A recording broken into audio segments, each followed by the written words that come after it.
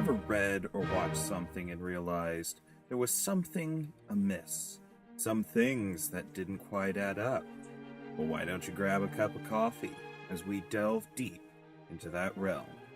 We welcome you to the Sunday morning plot hole. You're here today with us, two people you've never met, and my name is William, and this is the QuinnJet, and you're with William and the QuinnJet on Sunday mornings. Hi, Quinn. What's going on, man? I hear you like superheroes. I do a little bit. I have for my whole life. Okay. I think you share that sentiment with me. Oh no, I fucking hate superheroes. What are you talking about? I hate the nerds. The mouth breathers come up to me and are just like, have you heard about the latest Civil War trailer? And I'm just like, I've already seen it in theaters. But no, seriously, I love superheroes. I love Batman probably most of all. You know what's weird? Because we're probably going to get into some DC hate somewhere in here. I hope so. I have to say, DC is probably my favorite comic books. Like, I love the DC stories. Like, all the DC comics in general.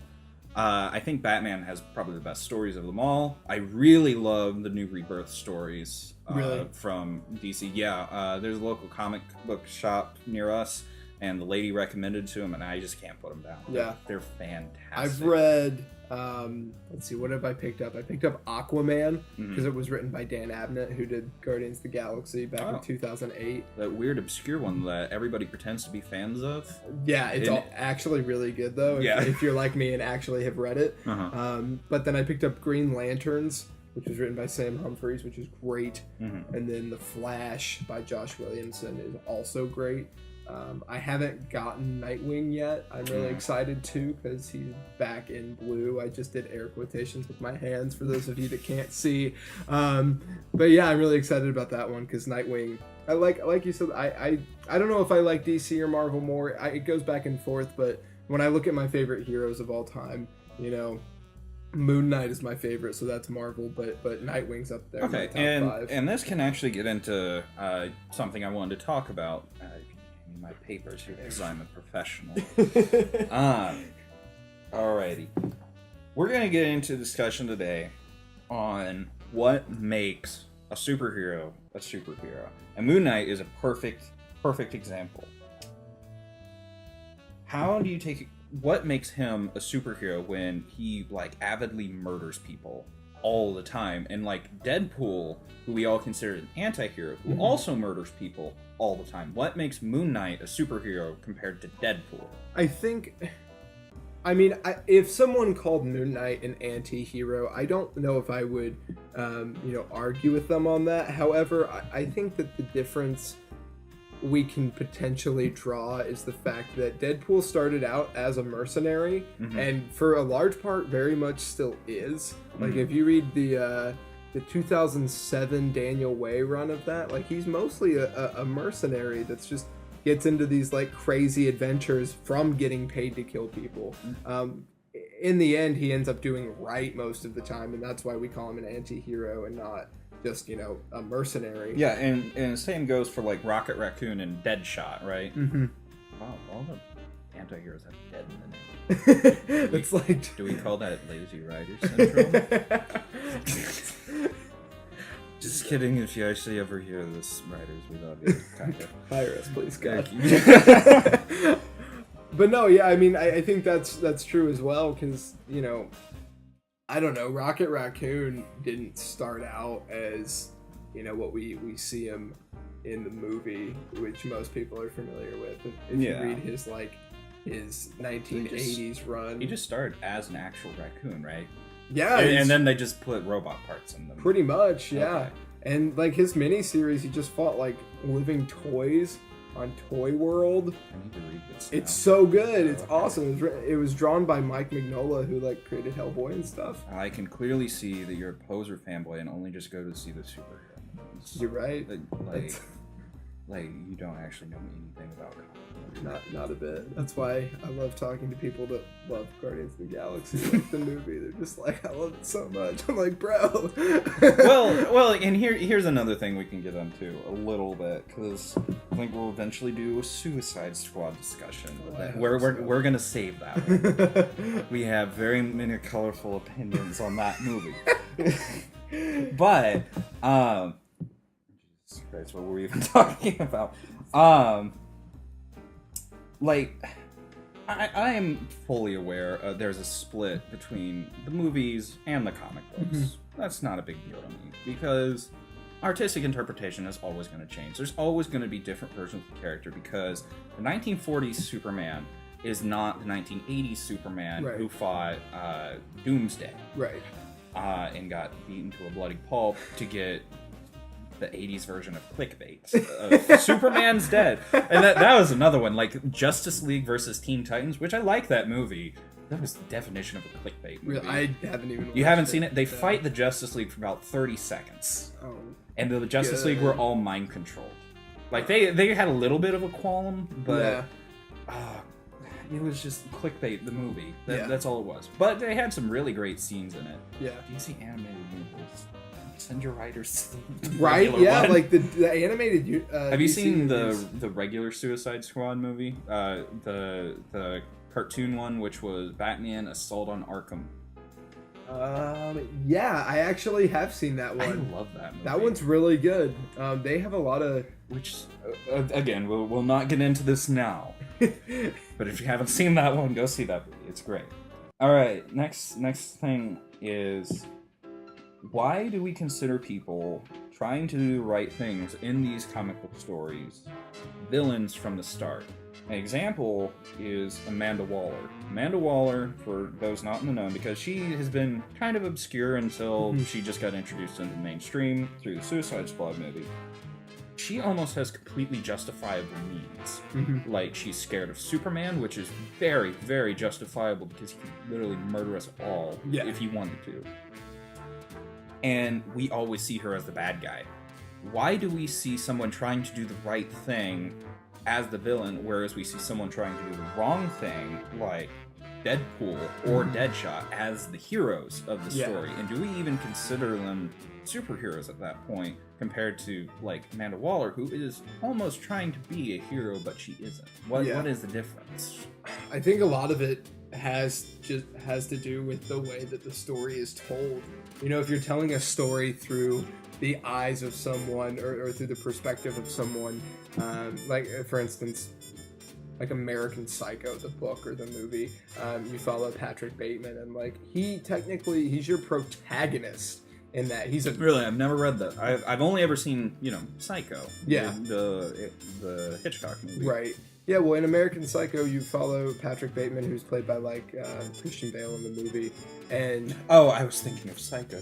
Yeah, no, it's cool, okay. man. American Psycho. Yeah, okay, I understand. Yeah. I understand. It's like, even though Patrick Bateman is doing these horrible, horrible things, like, he's the protagonist, he's the one you're following, and that...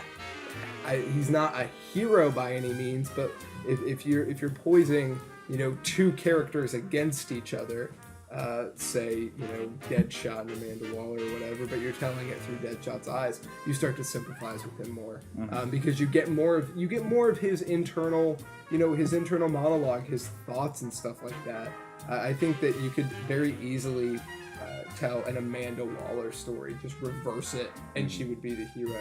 But Amanda Waller doesn't sell t-shirts to preteens at Hot Topic, so they're not going to do that.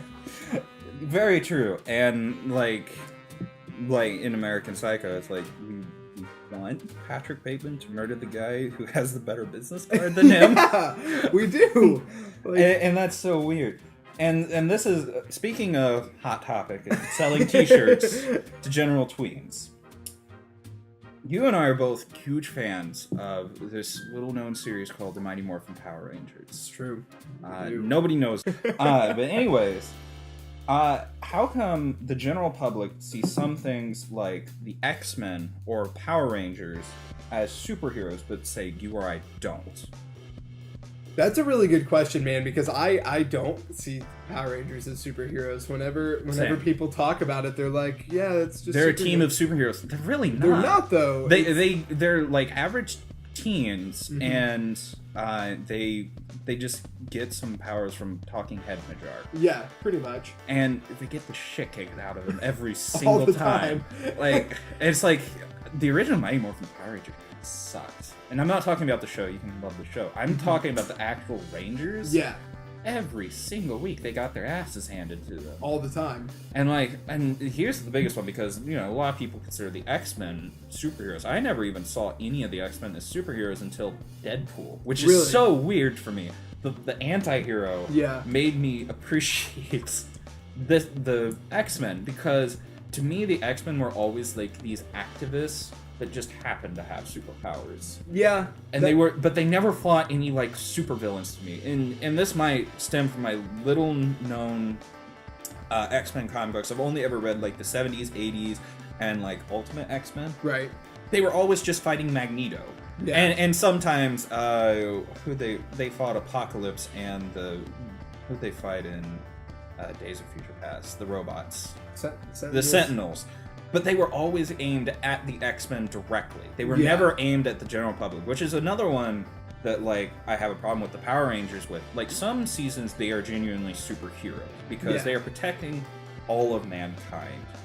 However, like, in the original Mighty Morphin Power Rangers, she only ever had a beef with the Rangers. Yeah. The public just kind of got involved by accident. Right. I mean, I think her end goal is to take over Earth. But I mean, she says that in the title. See what I did there? Yeah. But yeah, I mean, every time she attacked, you know, it was always at them, at the Rangers, and which is, I guess, you can consider tactical. Which, have you read the new Boom Comics Power Rangers? It's amazing. It is. It's so good. This isn't a plug, but go read that series. Kyle Higgins, hire me, please. Did you meet him? Yeah. Oh, I wasn't able to that day. And the store owner is so lovely. She let me drop off my comics, and I got them all signed. That's awesome. Yes, and they're displayed right next to my Dragon Sword. Good. It may or may not be on the table next to us. But in Boom Comics, they seem like superheroes, like actual superheroes, which is really weird because they're only ever Power Rangers like a very minimal amount in that series. That's true. But, like, when they're actually Power Rangers, like, my favorite scene is probably in the issue 0, where the Megazords are fighting the giant monster, and the giant monster isn't concerned with the Rangers. He's going after the people. Yeah. And I guess it's like the Avengers type syndrome. There has to be that shot of the people cowering in fear as a big threat. I'm being serious here. Like, to make it that scale, to make them superheroes, there has to be someone in danger besides themselves. And not just one person. There has to be, like, a lot of people. Yeah, that's really interesting. I've never thought about that. I've always thought about just, like, you know, good fighting evil, but... Like, in the new Man of Steel movie, our favorite Superman interpretation. Of course, naturally. Especially the underwear. Red underwear for life. Yes. But there's never a shot of Superman saving someone, besides, like, the end, of course, when he, spoiler, snaps Zod's neck. Yeah. But, like, the whole movie is just him blowing up the city. There's never a shot of, buildings falling, save us, Superman! Right. It's not, and I mean, this isn't a great movie by any means, but, like, Superman Returns.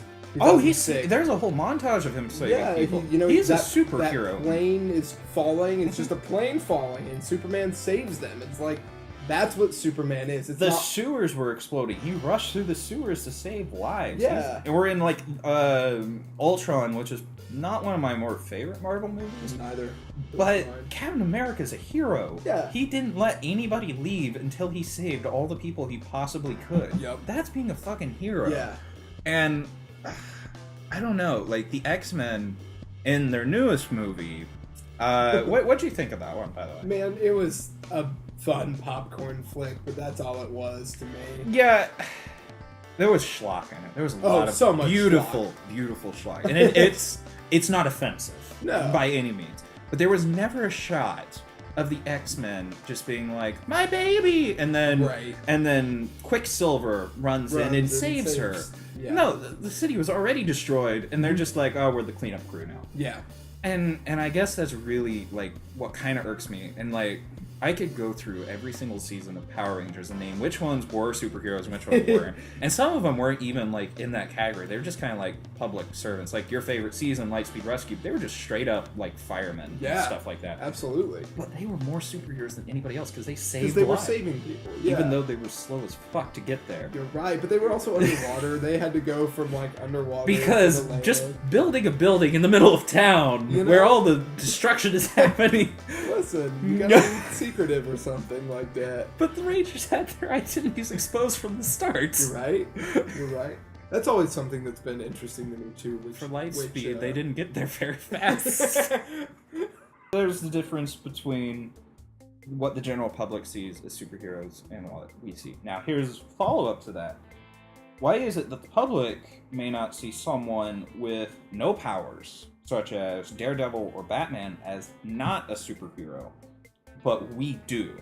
And, like, we don't think that they do because you always see them classified as superhero movies. But, like, I've talked to so many people about Batman, and it's like, he's not a superhero.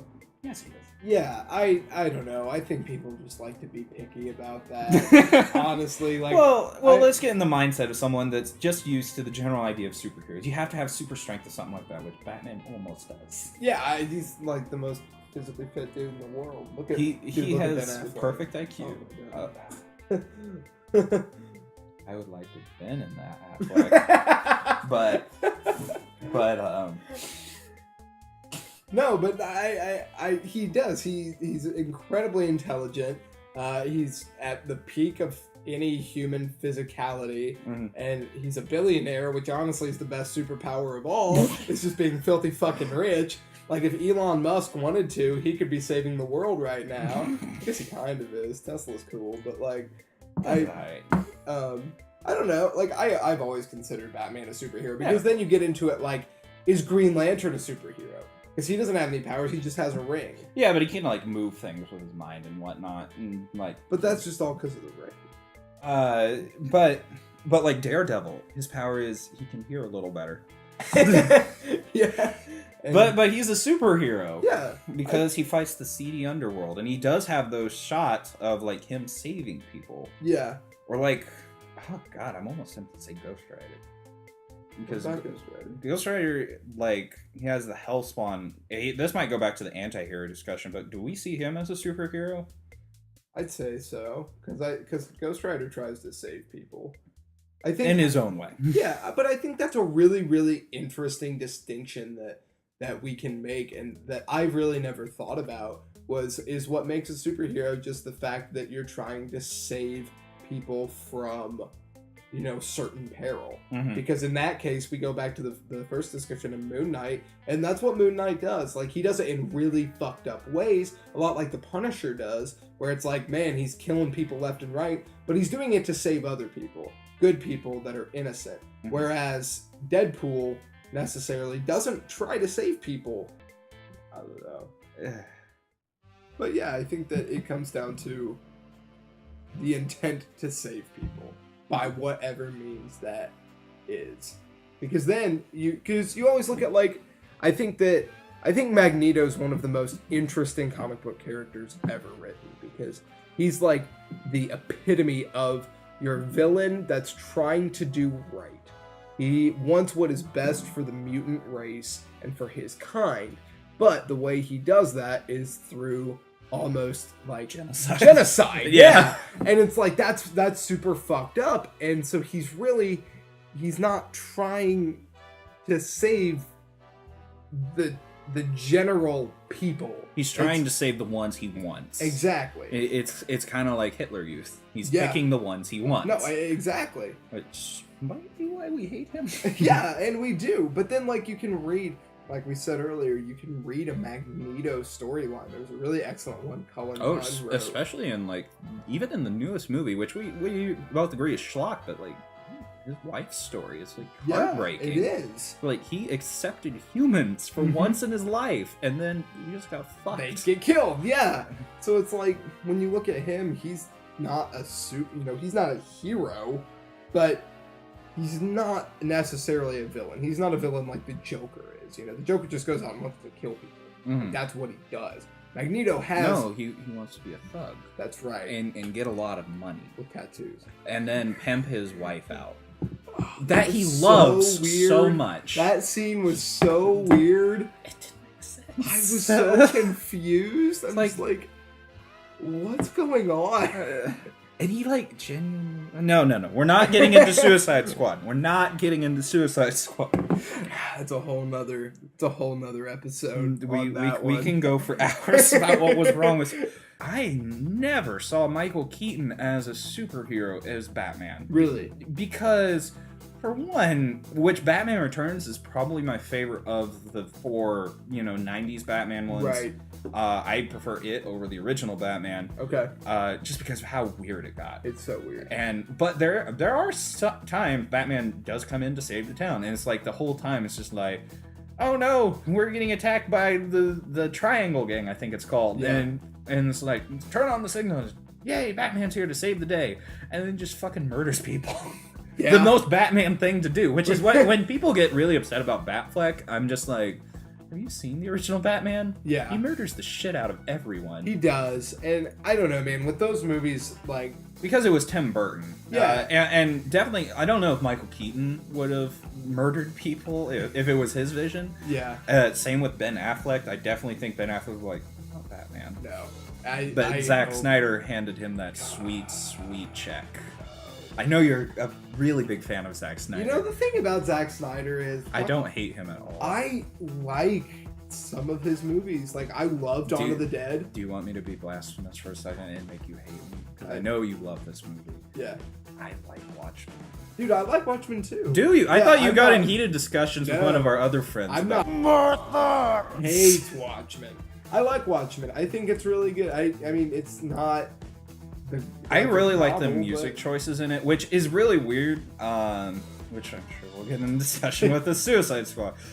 But no, I like Watchmen. I like that movie a lot. I love Dawn of the Dead. I really like 300 because I think his style really fits. Yeah, his style by itself, not his writing. No, his writing is trash. Yes, which to be absolutely fair to him with Batman vs Superman, he did not write it, but he did have a big influence on it. Right.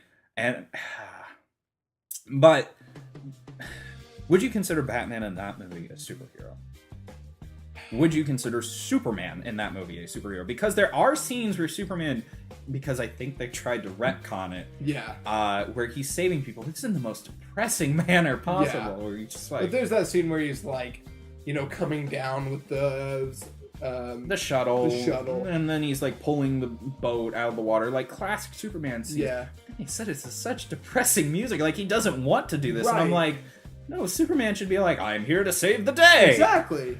I'd say Batman is, if only for that first scene where he actually he's literally running into chaos, to save people. And not only that one, he's saving the lives of all those Chinese girls.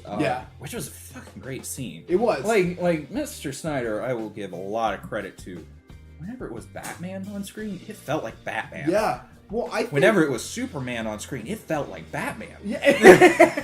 I think that, and a lot of people have drawn this analogy too.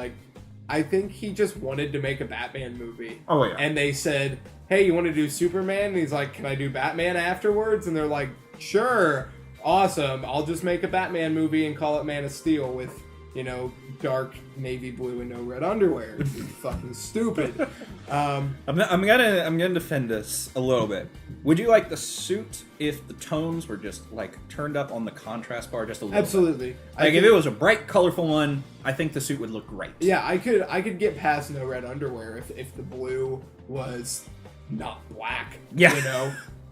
But that's what Batman looks like, Quinn. Yeah. And Superman's Batman. That's true. They're the same. Well, their moms are named Martha. Why did you say that name? But that scene where where Batfleck is running into the debris, I was just I remember watching that and I'm just this is Batman. This Batman. This is Batman. And he saves people. Yeah, I was so hyped for it.